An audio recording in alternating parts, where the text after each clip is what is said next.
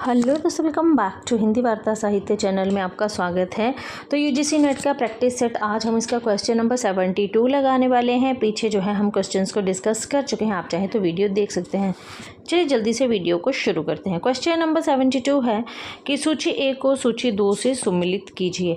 यहाँ पर विदुर, गंधारी, अश्वत्थामा और संजय दिए गए हैं और नीचे जो है इनके कथन दिए गए हैं। मैं थोड़ा सा स्क्रीन को छोटा करूँगी यहाँ पे, ताकि हम इसको आसानी से जो है वो पढ़ सकें। ठीक है, यहाँ पे लिखा गया है, पत्थर की खानों से मणियाँ निकलती हैं, बाधा मत डालो।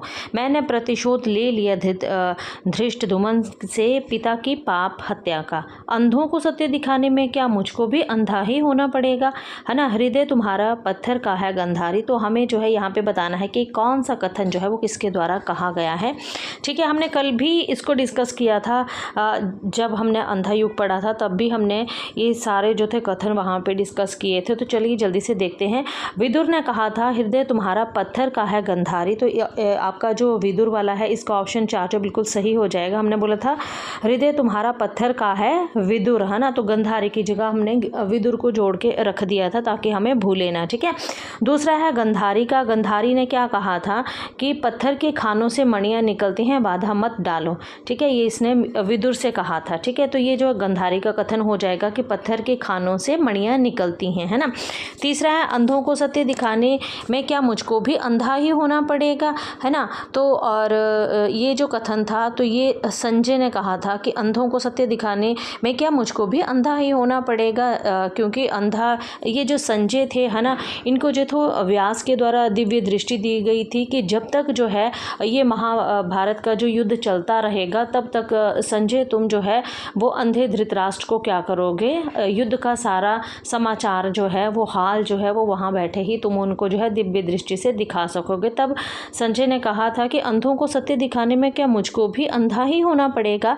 और अश्वत्थामा का कथन आता है कि मैंने प्रतिशोध लिया धृष्टद्युम्न से पिता की पाप हत्या का। ठीक है, तो ये नंबर 3 का आ जाएगा। तो इस हिसाब से हमारा जो ऑप्शन 2 है ये बिल्कुल सही हो जाएगा। आपका ऑप्शन बी जो है बिल्कुल सही हो जाएगा। ठीक है, चलिए आगे चलते हैं। द्वैतवादी वैष्णव संप्रदाय के प्रवर्तक कौन है। तो ये बहुत इंपॉर्टेंट क्वेश्चन है और बहुत कॉमन क्वेश्चन भी है ये आपका। ठीक है, तो द्वैतवादी की अगर बात करें तो आपका ऑप्शन बी जो है ये बिल्कुल सही हो जाएगा। मध्वाचार्य का, रामानुजाचार्य इनका जो आता है वो विशिष्ट द्वैतवाद आता है। ठीक है, एक बार मैं यहाँ लिख देती हूँ, कोशिश करूँगी। विशिष्ट द्वैतवाद आता है। ठीक है, वल्लभाचार्य का जो है ये शुद्ध द्वैतवाद आता है ना। और आपके रामानंद जो है इनका आता है श्री संप्रदाय।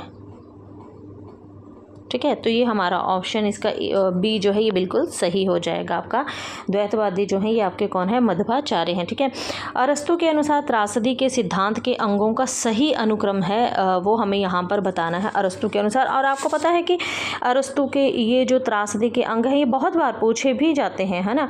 तो यहाँ पे देखते हैं, सबसे पहले कथानक दिया गया है, चरित्र दिया गया है, विचार दिया गया है, पद योजना दिया गया है। तो मेरे हिसाब से ये बिल्कुल सही है क्योंकि इनका क्रम जो है यही आता है। ठीक है, तो ये हमारा जो बिल्कुल सही है क्योंकि इनका जो क्रम आता है, सबसे पहले इन्होंने त्रासदी के जो थे ये अंग कितने माने थे, तो इन्होंने जो थे वो कुल 6 अंग माने थे। कथानक था, चरित्र, विचार, पद योजना, गीत, दृश्य। ठीक है, तो लास्ट का जो 5वां और आपका 6वां आता है, 5वां आता है आपका गीत। ठीक है, और 6वां जो आता है आपका वो आता है आपका दृश्य। ठीक है, 6वां आता है दृश्य, है ना। यहाँ पे आपने याद रखनी है एक चीज़ और, आप ज़रूर याद रखिएगा यहाँ पर जो बहुत इंपॉर्टेंट भी है आपकी, कि अरस्तु ने जो काव्य दोष माने थे, है ना। तो मैं यहाँ पे लिख भी देती हूँ कि अरस्तु ने जो काव्य के जो दोष माने थे, ठीक है, वो कितने माने थे, वो 5 माने थे। प्रश्न पूछा गया है ये इसलिए बता रही हूँ कि काव्य के जो दोष थे वो इन्होंने 5 माने थे, है ना।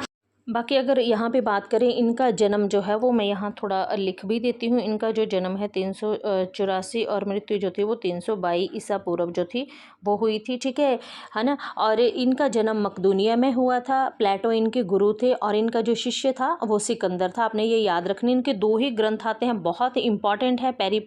जो एक आता है पेरिपोइतिकेस जो काव्य शास्त्र से संबंधित है, तखनेस आता है, तखनेस रितोरिकेस आता है जो भाषा शास्त्र से संबंधित है, एक इनका इनका वसीयतनामा आता है जिसमें एक कोटेशन दी गई है, आपको याद होगा, दास प्रथा से मुक्ति का प्रथम घोषणा पत्र जिसको कहा गया, मतलब दास प्रथा से मुक्ति का घोषणा पत्र जो है जिसको कहा गया है। अच्छा, आपको याद होगा एक ऐसी ही कोटेशन आपकी, दास्ता मृत्यु से भी भयानक है, ये किसकी है? तो ये प्लेटो ने कहा था, रिपब्लिक जो इनका ग्रंथ था प्लेटो का, उसमें उन्होंने कहा था दास्ता मृत्यु से भी भयानक है, ठीक है। और जो आपका अरस्तु का आता है, ये भी इनका वसीयतनामा में आता है कि दास प्रथा से इनका जो है मुक्ति का घोषणा पत्र जो है इसको कहा जाता है, ठीक है। तो ये आपका इम्पॉर्टेंट है और इसको ज़रूर देखिएगा क्योंकि यहाँ से प्रश्न जो है वो डेफिनेटली बनता ही बनता है, ठीक है।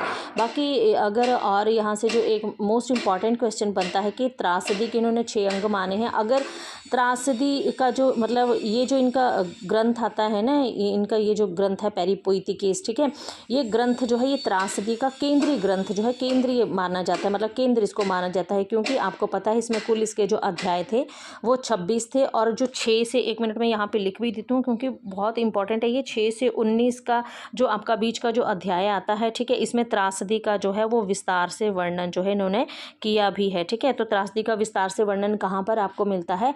6 से 19वां जो अध्याय है ना, पेरिपोइटिकेस में, उसमें जो है वो हमें देखने को मिलता है।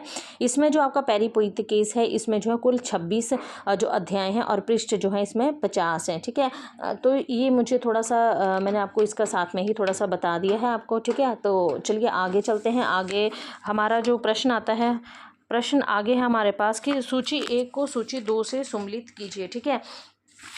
कि मित्रता बड़ा अनमोल रतन है, कम इसे तोल सकता है धन, है ना।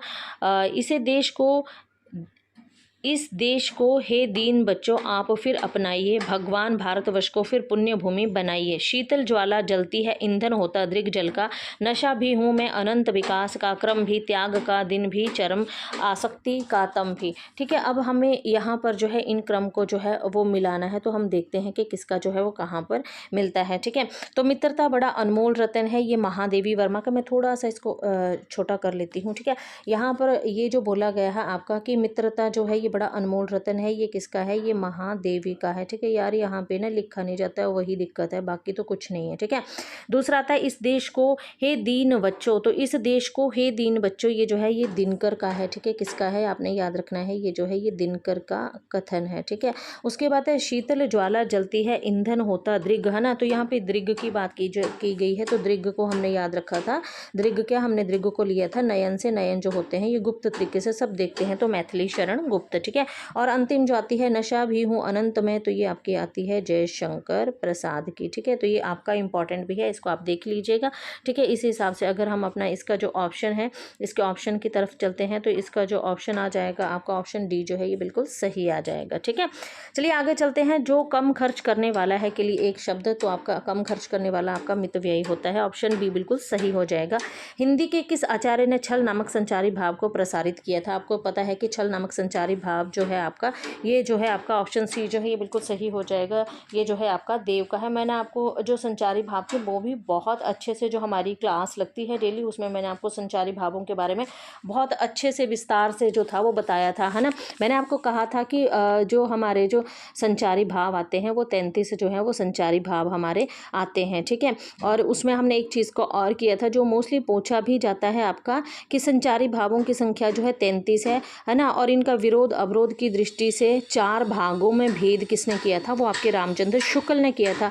रामचंद्र शुक्ल ने जो संचारी भाव हैं आपके 33 रहते हैं, उसमें उन्होंने सुखात्मक, दुखात्मक, उभयात्मक और उदासीन जो था, तो शुक्ल ने जो है इनको 4 भागों में जो था वो रखा था, ठीक है। तो ये आपका जो है ये बहुत इंपॉर्टेंट है, यहाँ से आप इसको ज़रूर देख लीजिएगा, ठीक है, क्योंकि यहाँ से प्रश्न जो है वो मोस्टली बन जाते हैं, है ना। तो हमने इसको पहले यहाँ से कर लिया था, ठीक है।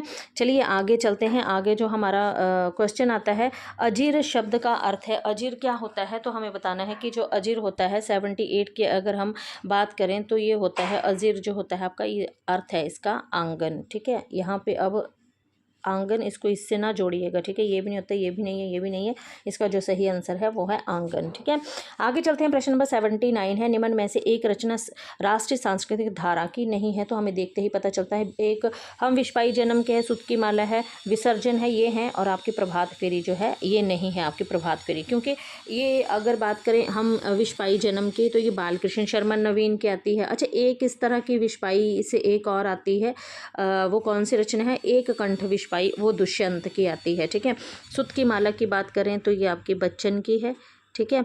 अगर यहाँ पर विसर्जन की बात करें तो ये प्रताप नारायण की आती है, ठीक है। और एक उदय शंकर की भी आती है, उसको भी आपने देख लेना है, मतलब अलग अलग एक शीर्षक से अलग अलग ने जो है वो लिखी हैं, ठीक है।